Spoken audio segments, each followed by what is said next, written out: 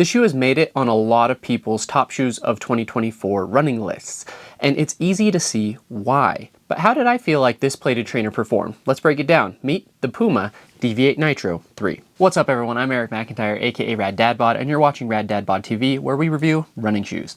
Today we're going to be reviewing the Puma Deviate Nitro 3. And again, this is the plated trainer, not the racing shoe. So if you are looking for that shoe, that is the Deviate Nitro Elite 3.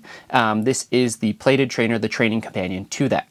If it's your first time watching one of my reviews, you may notice some timestamps below. Feel free to jump around and go to the parts of the review that you're most curious about, but if you do so, I would sure appreciate if you come back when you get a second and watch the full video, as I put a lot of time and effort into these videos. And if you haven't already, hit that subscribe button, leave a like, leave a comment, let me know what I can be doing better to make these shoe reviews even better for each and every one of you. Now, kicking us off with some disclaimers, I did receive these shoes free of charge for the purpose of review directly from Puma. And that being said, they don't ask me to make any specific content, they don't give me a script, they don't watch any of my videos beforehand. All thoughts are entirely my own. Now, starting off, let's talk about the intended use of the shoe. The Deviate Nitro 3 is an up-tempo plated trainer, which makes it best for things like speed work, marathon training runs, and it's really made to be the training companion, or the slightly dumbed down version of the Elite model. As such, that's how we're going to be evaluating the shoe. The shoe comes in at $160, which for a plated trainer is a very, very competitive price point. In fact, it might be, off the top of my head,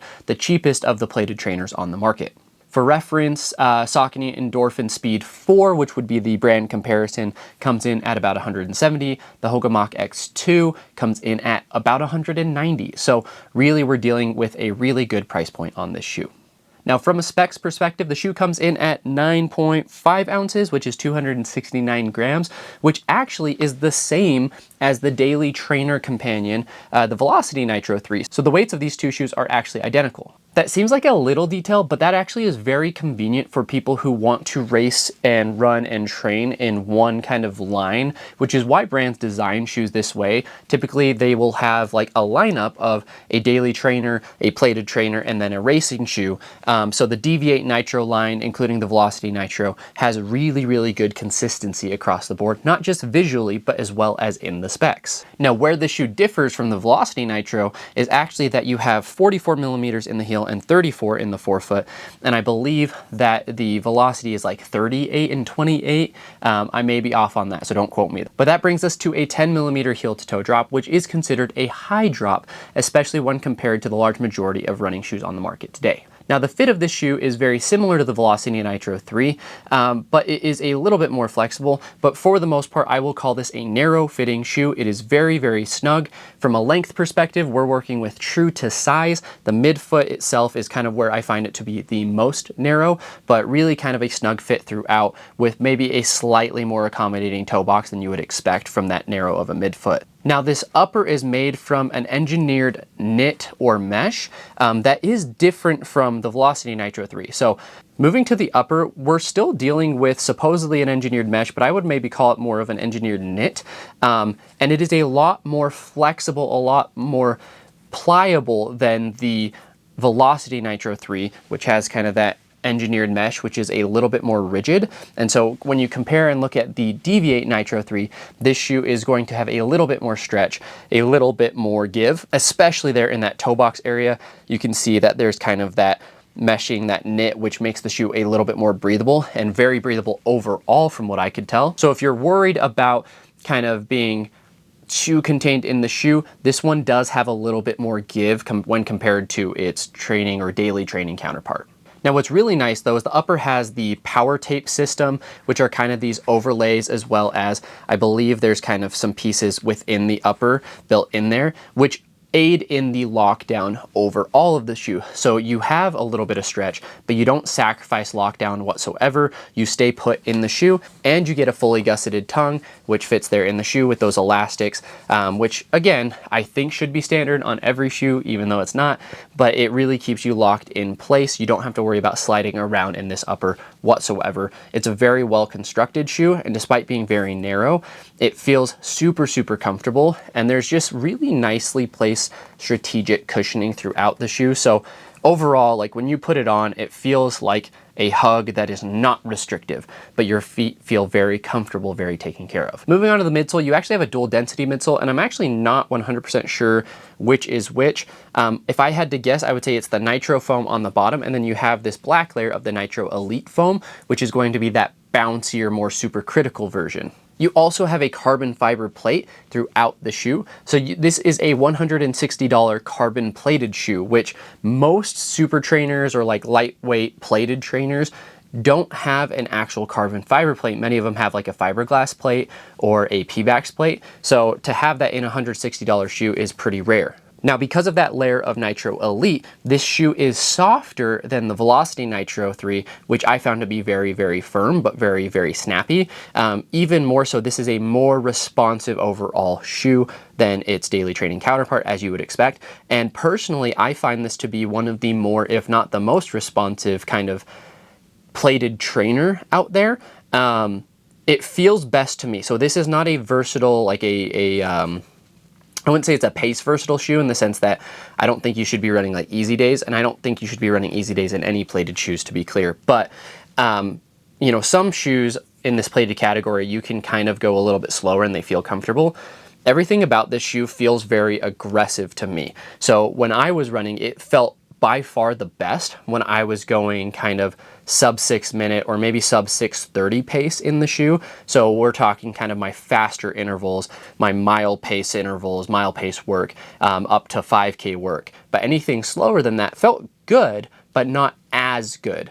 Part of that too, I believe, is probably that 10mm drop. So it really does push you on your toes. So it's just an aggressive shoe overall, and feels best fast. Now, something I noticed personally in both the Velocity Nitro 3 as well as the Deviate Nitro 3 is that because they are narrow and because they have the high stack plus the high drop, they do feel a little bit unstable at times. It's not that they're inherently like collapsing in like some shoes, it's just that you don't have as wide of a platform. So if you are used to wider fitting shoes, or if you need stability shoes or supportive shoes, these might not be the move for you. You may find yourself starting to churn in.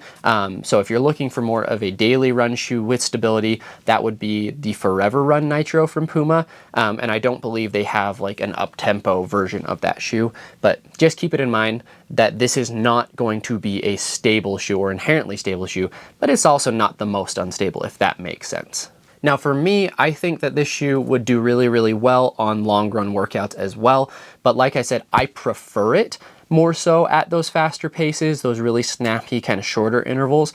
But I think the primary use case of the shoe, especially knowing that, again, you have the Nitro Elite 3, is this is going to be kind of your marathon training companion, your race training companion. So you should be able to take this on all type of workouts and for the most part feel supportive. And I do think that that is the case. The outsole is that classic Puma grip. This is Puma Grip ATR, which I believe stands for all terrain, and it does an excellent job overall. Puma really does have one of the best outsoles on the market, in my opinion. I ran in the rain in these shoes. I ran in kind of a little bit of muddy, like not full technical terrain trail, but some flatter trail with some wet leaves, things along those lines. And I felt like the shoes did really, really well. And as far as just kind of wear and tear on it, you can see there kind of on the lateral side that we are getting it kind of eating away somewhat. But for the most part, the outsole is holding up. And it is a decently thick outsole, so I would expect it to have some good, decent durability on it. But depending on your foot strike pattern, obviously, the shoe is going to wear down in different areas more aggressively than others.